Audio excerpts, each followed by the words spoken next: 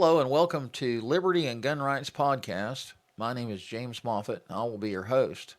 Today is it's Friday, January the 24th, 2025. The first month of this year is almost over, and I know I haven't done a podcast episode in almost a month, so I thought it was high time that I talked about some updates. So, the first thing I want to talk about is the polar vortex that descended upon South Carolina. We see snow here about, I don't know, once every 5 to 7 years. It doesn't happen very often.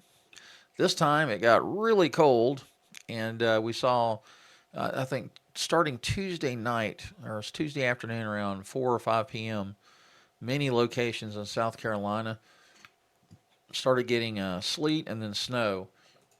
I believe here in the low country we got around 3.5 to 4 inches of snow.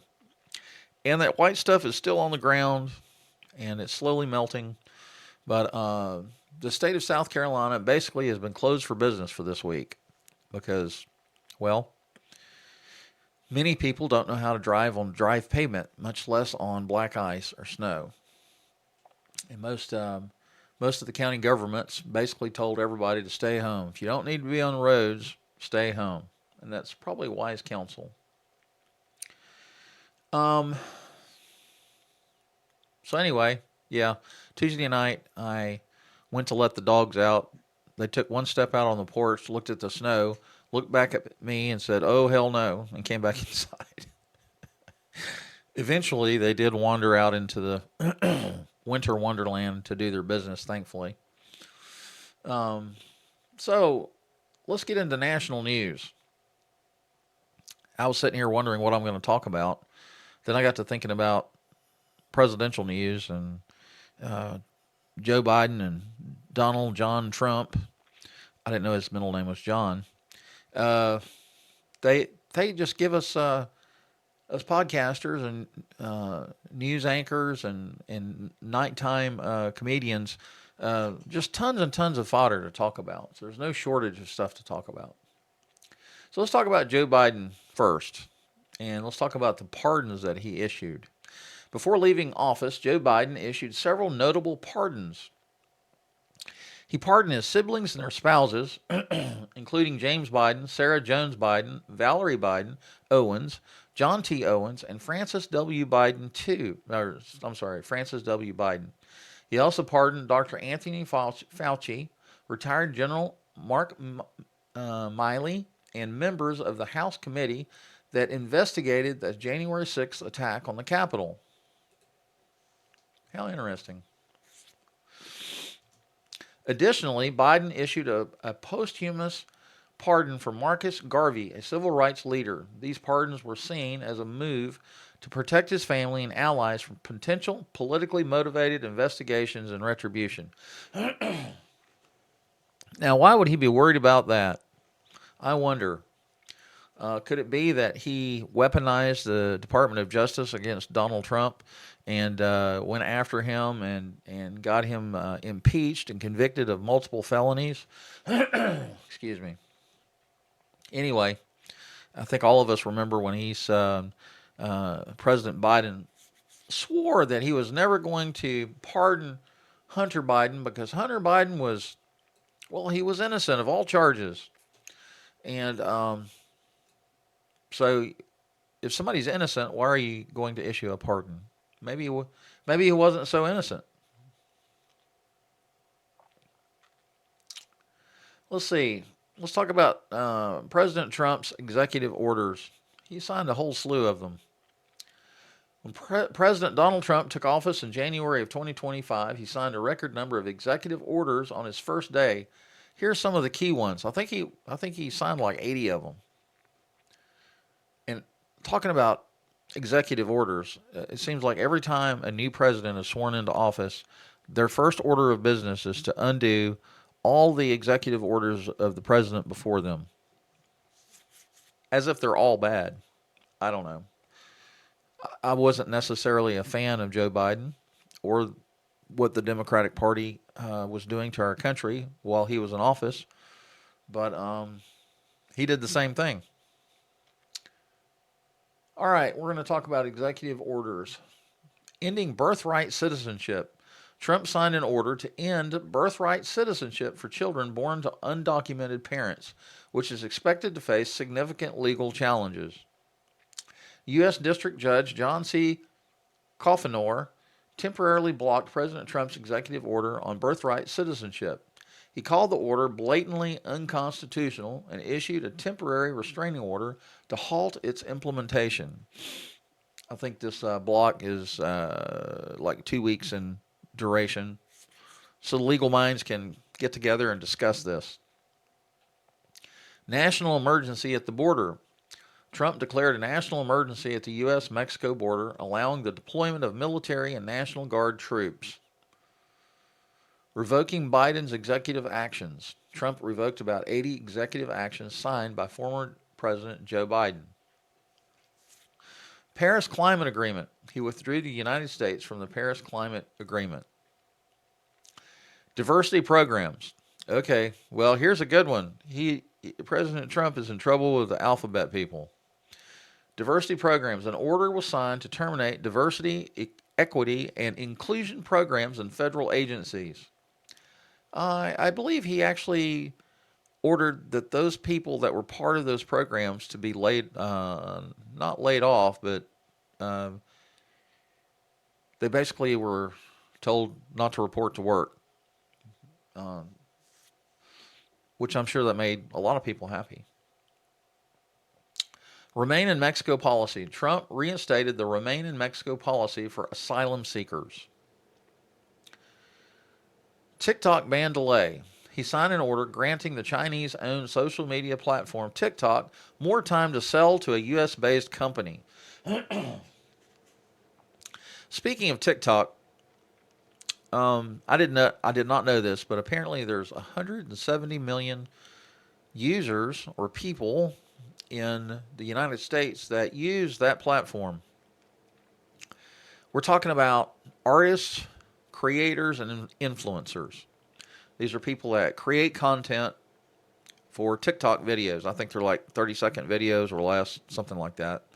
Anyway, there are a lot of people that actually make money to provide that content. And when TikTok got shut down, I mean, it was only shut down for 12 hours, but still, it created quite an uproar. So anyway, TikTok is back online, and President Trump, Elon Musk, some billionaire or some company somewhere, hopefully is going to buy at least 51% or 50% shares of that company and give the United States government more control over what it does or allows, I guess. These actions reflect Trump's agenda to reshape American policies and institutions quickly. What do you think about these? When President Donald Trump took office in January of 2025, he issued a series of sweeping pardons. Now, this is not executive orders. We already talked about that. Now we're going to talk about the pardons that he issued.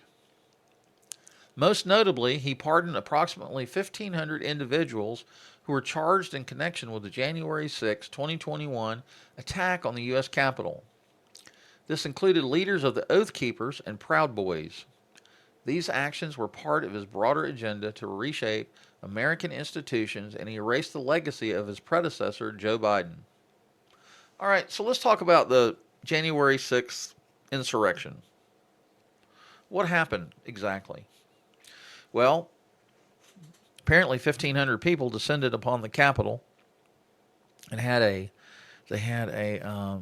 protest, a very verbal protest, megaphones and holding of signs, and it was your typical protest, unlike many others, except for the fact that there was a certain contingency of protesters that actually attacked the Capitol building, rotunda, and the offices, and fought their way inside the physical building. And some Capitol Hill police officers, I think one police officer got killed, and several police officers got injured trying to protect that federal building. So, with regards to pardon of the January 6 prisoners, I feel that nonviolent protesters outside of the Capitol building that were prosecuted should be released.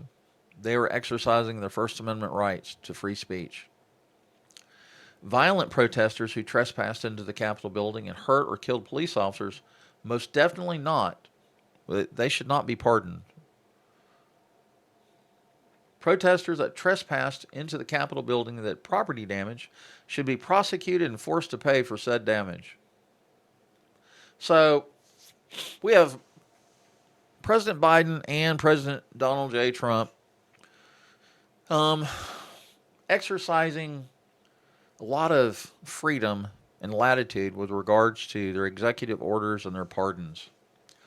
And like I have talked about on this podcast episode last year in 2024, Project 2025 is a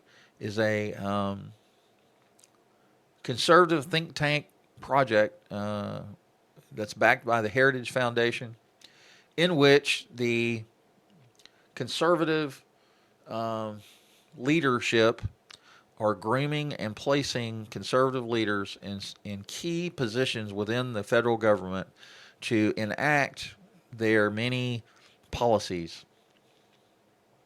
And as I have said in podcast episodes before, some of these policies are good, and some of these policies are not so good. All right, so South Carolina gun incidents reported recently. Stolen loaded gun found in student's car at South Carolina High School. Authorities discovered a loaded gun in a student's car at Clinton High School. The district is investigating the incident. Police in South Carolina arrest assistant basketball coach for trying to bring gun into school gym. Timothy Hallman, an assistant basketball coach, was arrested for attempting to bring a gun onto school grounds following an altercation. Driver with machine gun inside car crashes into school bus during chase in South Carolina. A driver with a machine gun inside a vehicle crashed into a school bus during a chase. The incident is under investigation by the South Carolina Law Enforcement Division.